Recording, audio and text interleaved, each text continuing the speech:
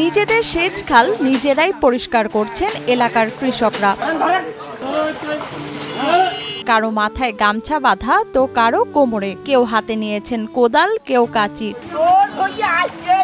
যে যার মতো কাজ করে চলছেন, যেন দম ফেলার সময় নেই।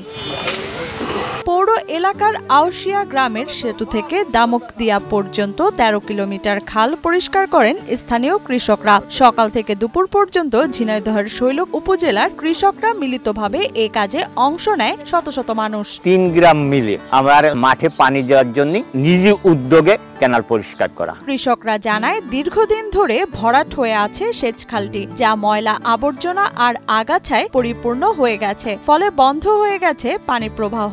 ফলে খালটির ধার ঘেঁষে থাকা হাজার হাজার হেক্টর জমিতে সেচ দিতে স্যালো মেশিনই ফর্সা কৃষকদের। তাতে ফসল উৎপাদনে বাড়তি খরচ হতো কৃষকদের। সেচ প্রকল্প যদি আমাদের চালু থাকে তাহলে আমাদের কৃষকের অনেক লাভ হবে, না হলে বোরিং এ অনেক ক্ষতি হয়ে যায়। দেখা যাচ্ছে আমাদের বিঘে 4-5 হাজার টাকা। তাই এলাকার শত শত মানুষ জড়ো হয়ে করছেন স্বেচ্ছাশ্রমে সেচ খাল পরিষ্কার।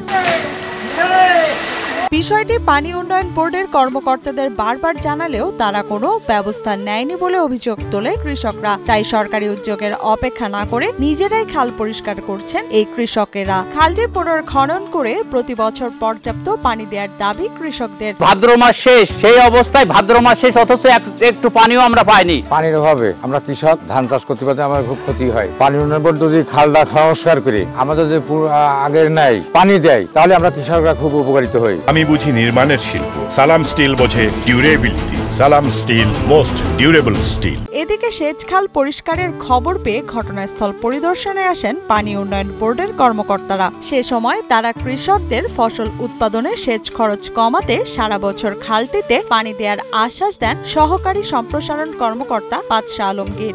আমরা চেষ্টা করছি এই খালে শেষের দিক পানি আনার জন্য এবং ইনশাল্লাহ আজকে আমরা সেটা সাকসেস হয়েছি। পানি যে এতদিন ধরে আসেনি, আপনারা জানেন যে আমাদের 2টা পাম্প, সেচ পাম্প ভেড়ামারা, এটা 2টা পাম্পই এখন ইনশাল্লাহ সচল এবং আমরা এখন পানি দিতে পারবো বলে আমরা আশা করি।